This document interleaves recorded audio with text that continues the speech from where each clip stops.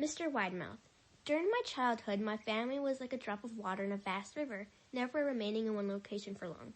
We settled in Rhode Island when I was 8. There we remained until I went to college in Colorado Springs. Most of my memories are rooted in Rhode Island, but there are fragments in the attic of my brain which belong to various homes we had lived when I was much younger. Most of these memories are unclear and pointless. Chasing after another boy in the backyard of a house in North Carolina, trying to build a raft to float on in the creek behind an apartment we rented in Pennsylvania, and so on.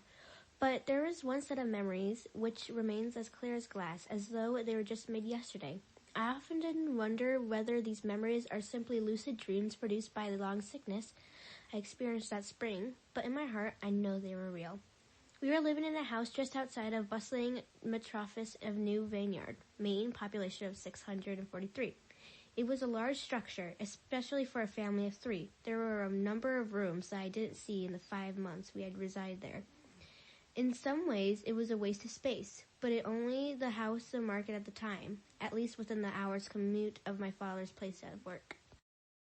After my 5th birthday, attended by parents alone, I came up with a fever. The doctor said I had mononucleosis, which meant no rough play and more fever for at least another 3 weeks. It was horrible timing to be bedridden. We were in the process of packing our things to move to Pennsylvania, and most of my things were packed away in boxes, leaving my room barren. My mother brought me ginger ale and books several times a day, and these served a function of being my primary from entertainment for the next few weeks. Boredom always loomed just around the corner, waiting to rear its ugly head, compound my misery. I don't actually recall how I met Mr. Widemouth. I think it was about a week after I was diagnosed with mono. My first memory of the small creature was asking if he had a name. He told me to call him Mr. Widemouth because his mouth was large. In fact, everything about him was large in comparison to his body, his head, his eyes, and his crooked ears. But his mouth was by far the largest. "You look kind of like a Furby," I had asked. He flipped through one of my books. Mr. Widemouth stopped and gave me a puzzled look. "Furby? What's a Furby?" he asked. I shrugged. "You know, the toy, the little robot with big ears. You can pet and feed them, almost like a real pet." "Oh," Mr. Widemouth resumed his activity, "you don't need one of those. They aren't the same as having a real friend."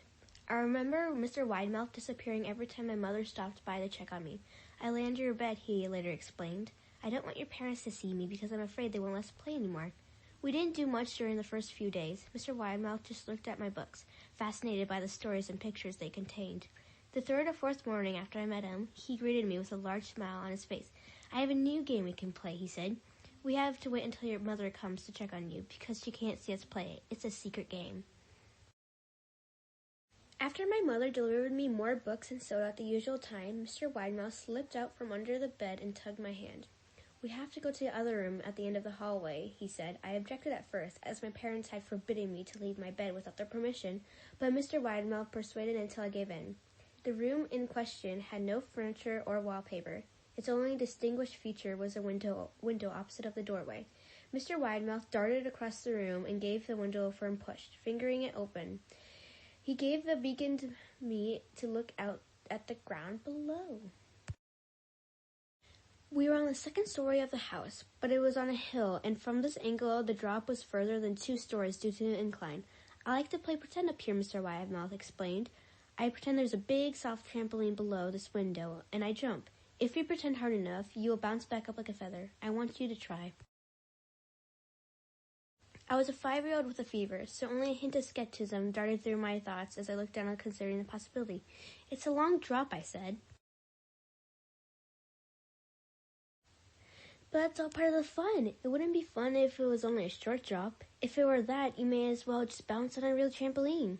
I toyed with the idea, picturing myself falling through the thin air only to bounce back to the window on something unseen by human eyes. But the realist in me prevailed. "Maybe some other time," I said. "I don't know if I could have enough imagination. I could get hurt."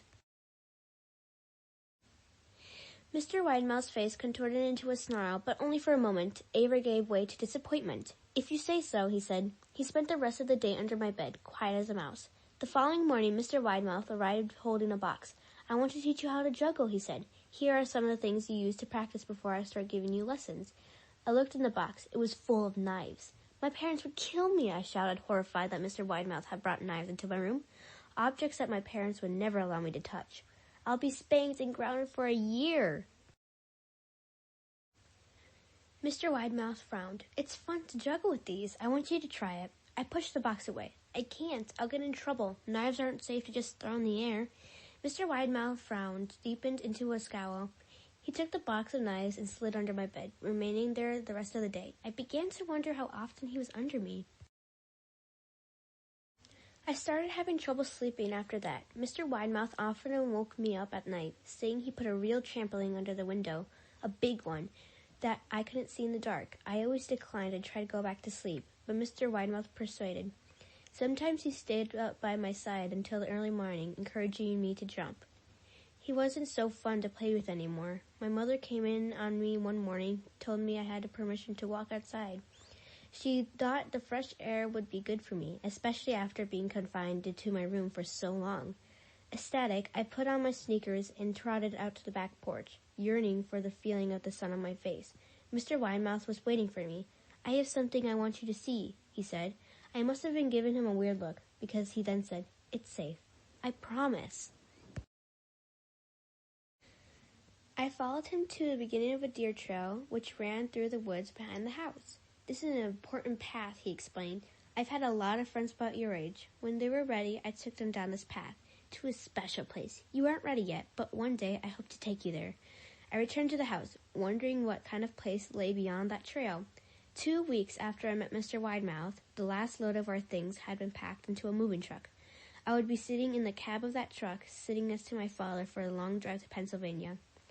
I considered telling Mr. Widemouth that I would be leaving, but even at 5 years old, I was beginning to suspect that perhaps the creature's intentions were not to my benefit, despite what he had said otherwise.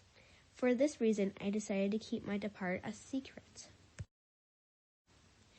My father and I were in the truck at 4 a.m. He was hoping to make it to Pennsylvania by lunchtime tomorrow with the help of an endless supply of coffee and 6-pack of energy drinks. He seemed like more of a man who was about to run a marathon rather than one who was about to spend 2 days sitting still. Early enough for you? He asked. I nodded and placed my head against the window, hoping for some sleep before the sun came up. I felt my father's hand on my shoulder. This will be the last move, son. I promise. I know it's been hard for you, as sick as you've been. Once Daddy gets promoted, we can settle down, and you can make friends. I opened my eyes as we backed out of the driveway. I saw Mr. Widemouth salute in my bedroom window.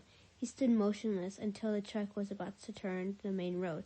He gave a pitiful little wave of goodbye, steak knife in hand. I didn't wave back. Years later, I returned to a new vineyard. The piece of land our house stood upon was empty except for a foundation, as the house had burned down a few years after my family left. Out of curiosity, I followed the deer trail that Mr. Widemouth had shown me. Part of me expected him to jump out from behind a tree and scare the living bejesus out of me, but I felt like Mr. Widemouth was gone, somehow tied to the house that no longer existed. The trail ended at a new vineyard memorial cemetery. I noticed that many of the tombstones belonged to children.